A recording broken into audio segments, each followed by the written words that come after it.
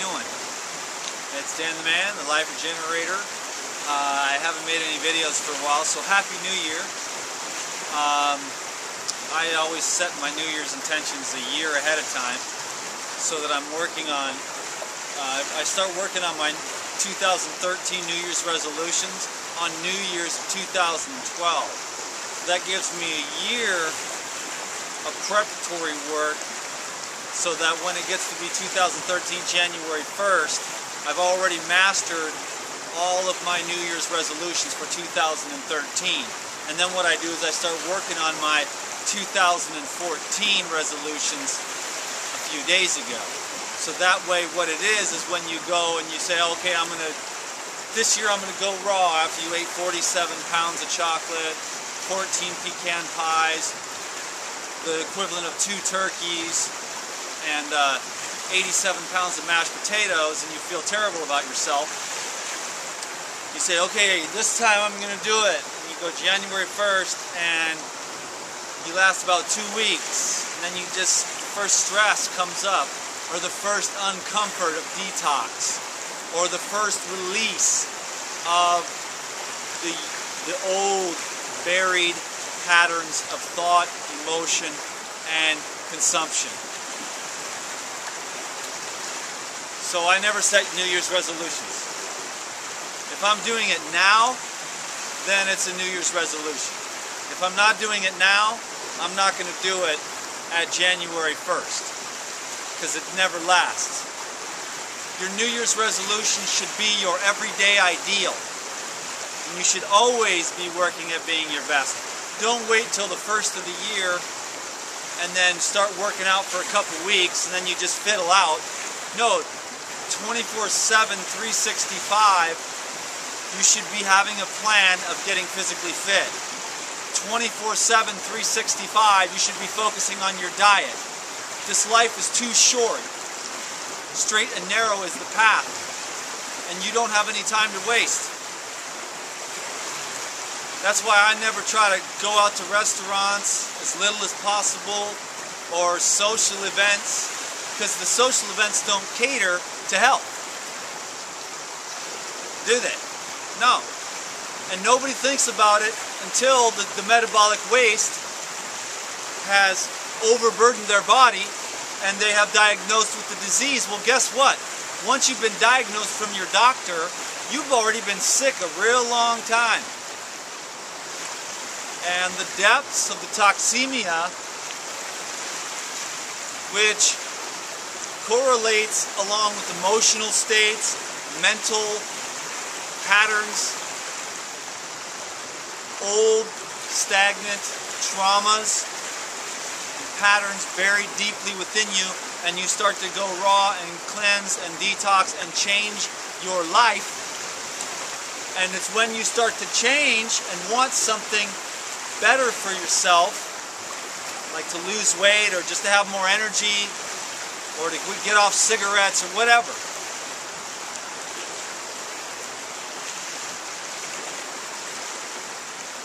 You begin to see that, oh, I have all these patterns of thought, emotion, attachments, aversions.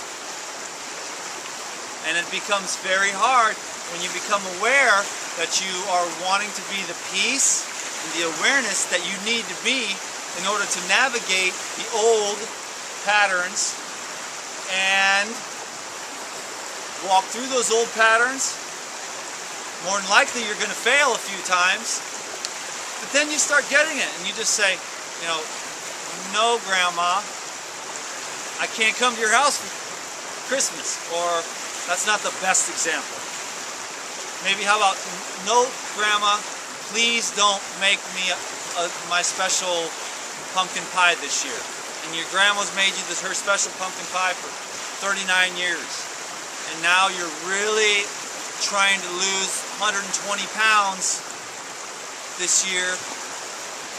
You've just got to put your foot down. You learn so many times.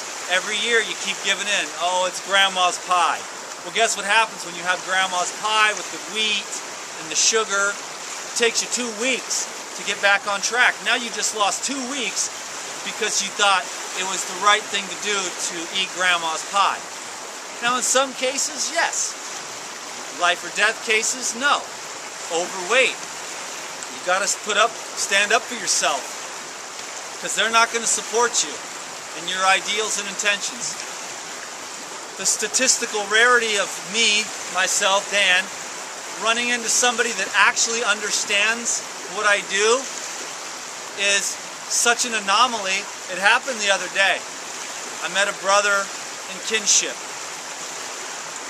who understands the law, who understands that it isn't even about health, that it's about the law and the laws of nature and living in reverence and having respect and love for the laws of life, which are starkly wide open, written in the book of nature, the laws of mother, and the laws of the father, written very clearly on your heart. And when you follow the law of the Father, your heart will be open, and you will have the flowing of the energy and the life. And as soon as you resist and go against the law, then you contract, and the nervous system closes down, and the stress hormones come in. So what can you do to stay on? To follow the law of life, to follow the law of love, to live inside a vessel that is sensitive enough to actually feel when you are in the on position, and to keep yourself there so that you can have health. And when the mind does its thing, which starts resisting everything, then the stress hormones come in, digestion shuts down, cellular metabolism slows down, and weakness and acidosis and energetic congestion ensues in that process. So we need to stay in the on position,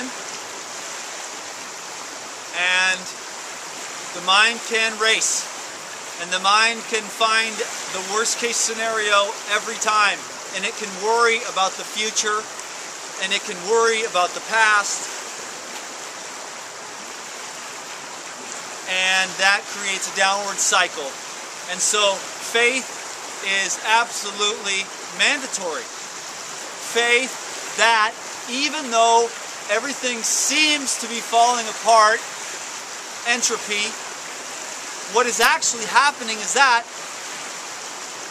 old systems, thought structures, emotional patterns are breaking down, being revealed.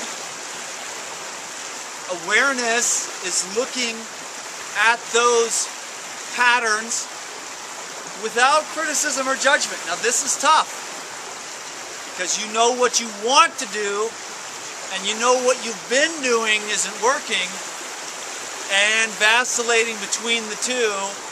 Over here, everything's going the way you think it should. You are happy and content.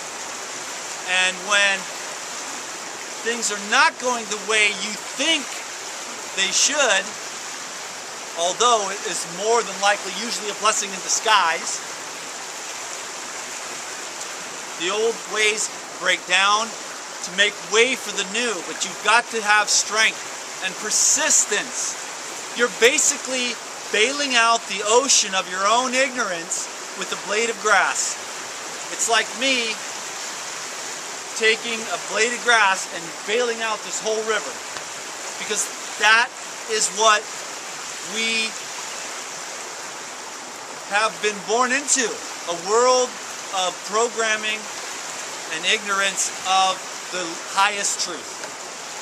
So I believe we must be gentle with ourselves, loving with ourselves, laugh at ourselves, at our inability to break the pattern. But your day will come, and you are closer to your goals and your success than you know. And the Lord works in mysterious ways. And your best is at the heart of this universe.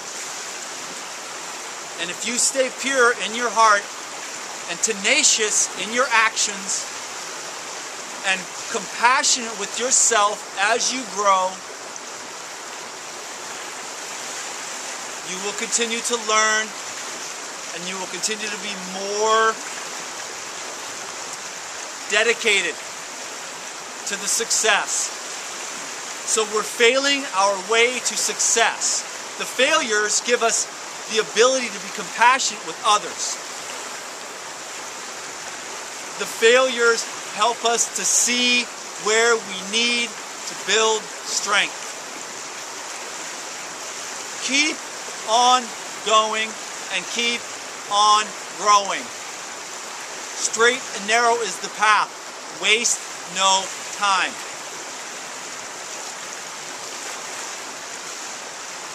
You know your heart's dream.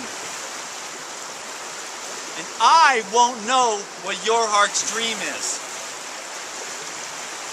Never let anybody dissuade you from following your path. Not your mother, not your father, not your pastor, not your doctor, nobody. You know what's in there. And that is your highest happiness, and that is your greatest gift. And the world needs that from you. So purify your vessel through the path of detoxification so that you can be sensitive to the messages from your deepest heart.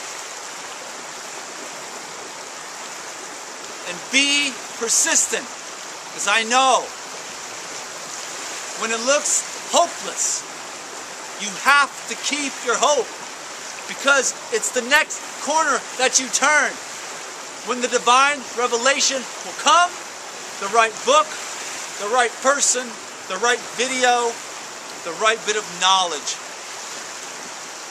And effortlessly, that which you have worked so hard for and thought, man, I'm never going to be able to do this. I'm never going to be able to give up cigarettes. I'm never going to be able to quit drinking. I'm never going to be able to stop junk food. I'm never going to get off sugar. I'm never going to be able to exercise every day. I'm just too lazy. The day will come and you will be rewarded with success. But from this day until the day that you leave this place, you've got to keep the faith. You've got to believe. You've got to be persistent and patient and kind and loving towards yourself and all the programming that's been put into you by this world. And now it's time for you to release the old and walk through the pain and the discomfort of going without your candy bars, going without your cooked food for this period or that period or whatever you're trying to do. If you're watching this, you may have some interest in the raw foods detox regeneration. To regenerate deeply takes some work. There are some principles. I don't have time to go into it in this video, but I look forward to sharing more about the principles of healing.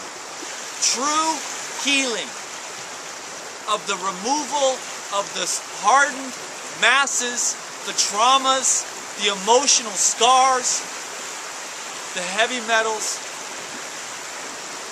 the vaccines, the genetically modified foods, the air we breathe.